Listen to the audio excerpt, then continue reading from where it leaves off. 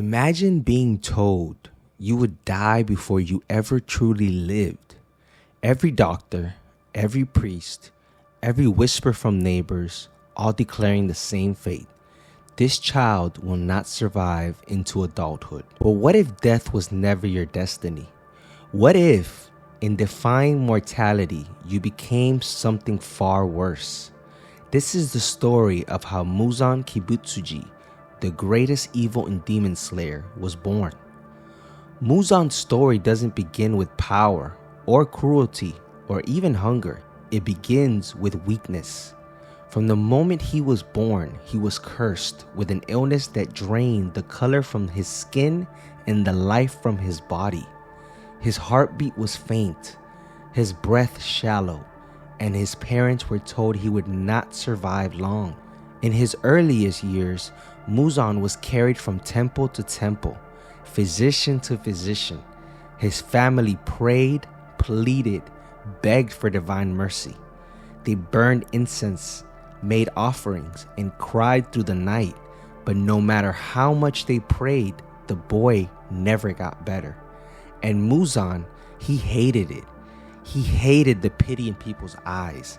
He hated the way adults whispered when he passed by, calling him the dying child.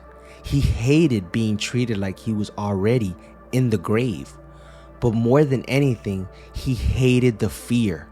Every time his heart skipped a beat, every time his chest tightened, he thought, this is it, I'm dying. That thought consumed him day and night. The other children laughed and played, but Muzan sat inside, clutching his chest, feeling every pulse of his heart like a reminder that he was fragile, a reminder that he was weak, a reminder that one day soon he would be nothing. By the time he reached young adulthood, Muzan was obsessed with living, obsessed with defying the death sentence that had been hanging over him since birth. He read whatever medical texts were available in his era. He memorized ancient remedies. He demanded treatments, herbs, anything that might extend his life. But nothing worked. His body continued to fail. Doctors whispered that he wouldn't live to see his 20th birthday. Priests told his family to prepare a funeral. His body was wasting away, and the pain was unbearable. And then came the final attempt. A physician was called to his bedside, a man shrouded in mystery, known for experimenting with rare herbs and techniques. The doctor offered something different, something dangerous, a concoction that was said to restore vitality. For Muzan, it wasn't a choice. It was either death or this. The treatment began. The mixture was bitter, burning his throat as it went down. His chest convulsed, his pulse quickened, then slowed, then stopped. Muzan collapsed, his vision dimmed, and for a brief moment he believed the doctor had killed him. This is the end, he thought. I'm gone. But then, pain, unbearable pain. His body twisted, convulsing violently. Bones cracked, muscles tore, blood surged through his veins like fire. His heart, which had once been weak, now slammed against his ribs with monstrous force. He gasped for air, but his lungs no longer felt human. His senses sharpened. He could hear the doctor's heartbeat, smell the blood rushing through his veins, and suddenly, hunger. An endless, crushing hunger. Muzan fell to the ground, his fingernails digging into the earth, his teeth grinding together. Every fiber of his being screamed for one thing: blood. At first, Muzan resisted.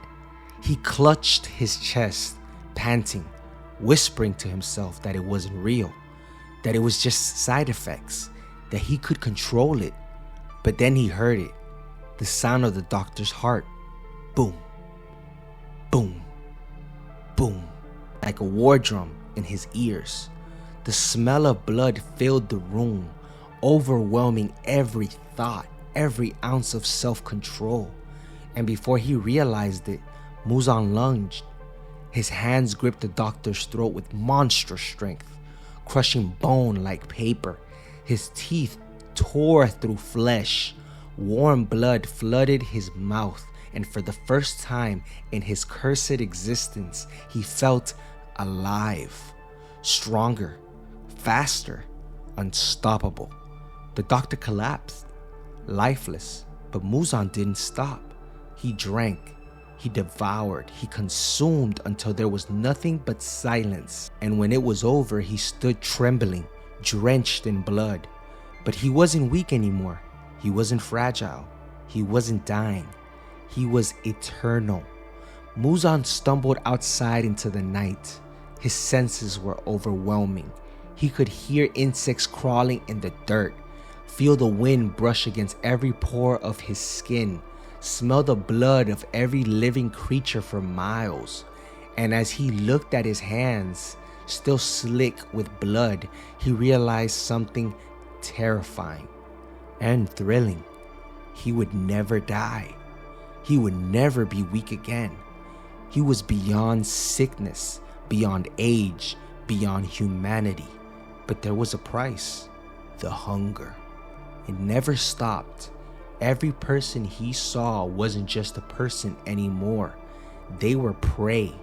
Every heartbeat, every vein pumping beneath the skin called out to him. And instead of fear, Muzan felt joy. For the first time in his life, he was stronger than ever. The pity was gone. The weakness was gone. And all that remained was power. That night marked the true birth of Muzan Kibutsuji. The sickly boy who was supposed to die became something else, something unnatural, something eternal. He walked through villages in silence, eyes glowing with predatory hunger. Families looked upon him and felt unease, though they didn't know why. Animals fled at his scent, and wherever he went, death followed. But Muzan didn't just want to live. He wanted more. He wanted control. He wanted others to feel the same fear he once felt. He wanted the world to bow before him, because if he had suffered weakness for so long, then the rest of humanity would suffer under his strength. What began as a desperate attempt to escape death became the birth of the Demon King. Muzan Kibutsuji was no longer a man. He was hunger incarnate, hatred given flesh. And though the world had no idea, in the shadows, something had awakened. Something that would shape the future for centuries. Because if one man could become this monster, what if he wasn't the only one? This is the story of how the boy who feared death became the greatest evil in Demon Slayer, the birth of Muzan Kibutsuji.